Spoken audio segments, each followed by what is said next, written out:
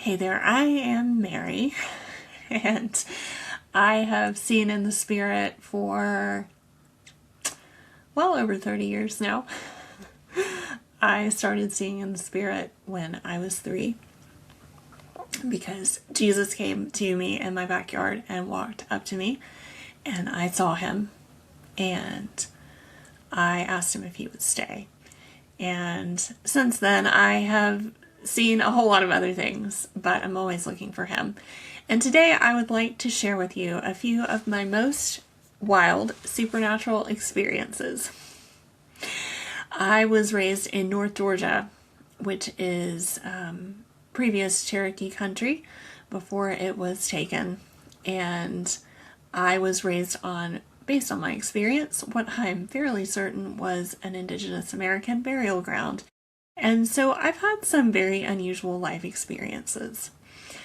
And I don't really understand folks that talk about how hearing from God is only moonbeams and rainbows and puppies and kittens, even though I am pretty sure I need to hear more of those types of stories. I also understand God in the middle of intensity and storms, and I understand who Jesus is in the middle of those things. So I want to tell you how I see things, which is truly very different from other people and not that different from others. Maybe you're here because you're a seer, and maybe you're just curious and that's why you're here. But regardless, I do have a few pretty good stories that may shed some light and actually be helpful. After that experience with Jesus in the backyard, through my time from a very young age, I would see figures and movements and creatures in the area around me. As part of a cessationist household, which meant that I was raised with people that did not believe that the spiritual world was a real thing for right now, these experiences that I had were chalked up to a wild imagination. Now, to be fair, I do have a wild imagination. But I can't say that these occurrences were strictly imaginative. I would really like to have thought I could have imagined some happier things. And while I would like to say that my imagination conjured up the spirit that choked me in my sleep, or the scratches that ran down my back at a young age in places I couldn't even physically reach, I don't think that I did. The reason I don't understand exclusively Puppy Rainbow Happy Jesus stories is because my experiences were a lot different. The first time I saw Jesus, I was 3 years old, and honestly, he never left. And I would continue to see him, oftentimes far more strongly than these other figures. And I understand in my bones that there is a law of love and a bone-shaking power that stems from the name that is above everything. And yet, there were permissions and authorities being given in the area that I was in as a child that I just wasn't yet in charge of because I was a child. And as an adult, I had to relearn my spiritual authority. I think of spiritual authority as setting spiritual boundaries, which is an entire other thing. But this isn't just about spiritual boundaries, because as you know, you can set a boundary, and sometimes it's just not respected. And really, people understanding the spiritual realm as it pertains to darkness is really just about grappling with suffering and the nature of what causes suffering. Seeing and hearing spiritually makes you realize that the origin of suffering is not God. But as a young child, I had a lot to learn about spiritual authority and the ins and outs of a world that had not yet been totally conquered by this love. I could tell you a lot about what it means to be conquered by love.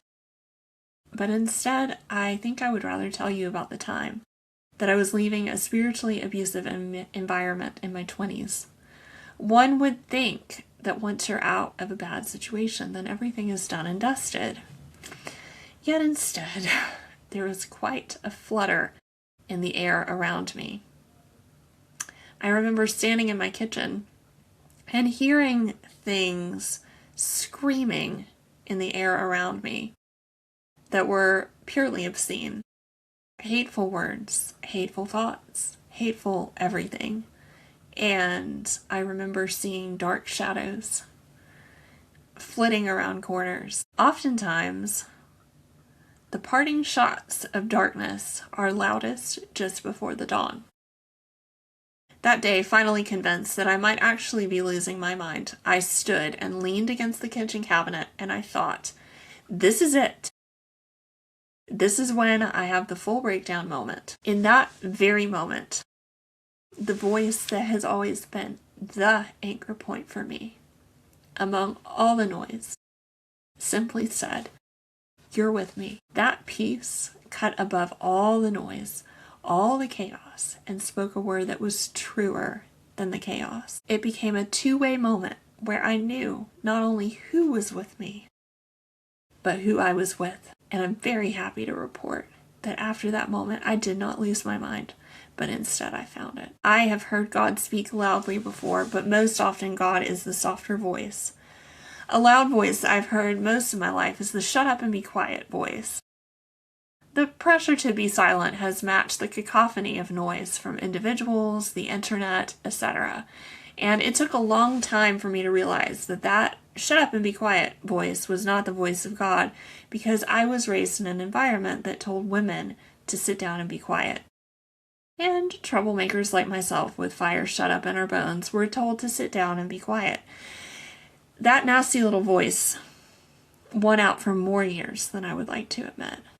But the quieter voice came in with a much hotter fire. The one who has the eyes of fire spoke and uprooted that voice, and that voice has been on the run since. Every once in a while, it will come back in a different form to see if it can come back. Remember that little part I said about spiritual boundaries, but that little voice won't stay. This is not a cozy environment for it, but this fire makes a cozy environment for me. In addition to the things cutting around corners in the basement of the house I grew up in, which I'm still convinced had to have been an indigenous burial ground. And as much as I would like to say that some of these cataclysmic things that I've seen, like the Egyptian god that showed up in my living room one day while I was in seminary, or the wolf spirits I saw running past me in the mountains of North Carolina, or the horned beasts that tried to spoil my first holiday in France, have been the big moments in my life, the big cataclysmic moments that changed everything and were these huge experiences. As much as I would love to say that and entertain you with some wild story, I would have to say that the big moments in my life have actually been the small ones. The moments where the still small voice that holds the atoms of our universe together spoke to me. That voice that I'm one with, that I am received by, has said the smallest, simplest things that are far more impressive than any Technicolor, unicorn, polka dot spiritual experience could be.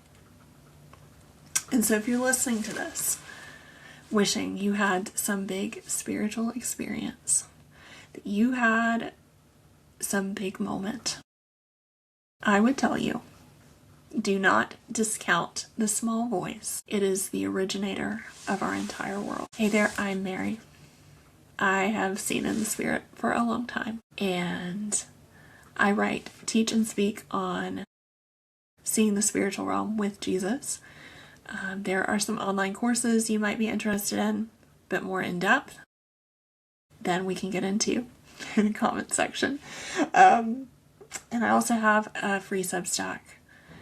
But mostly, if you enjoyed this, hit the subscribe button and keep going. There's some more videos for you.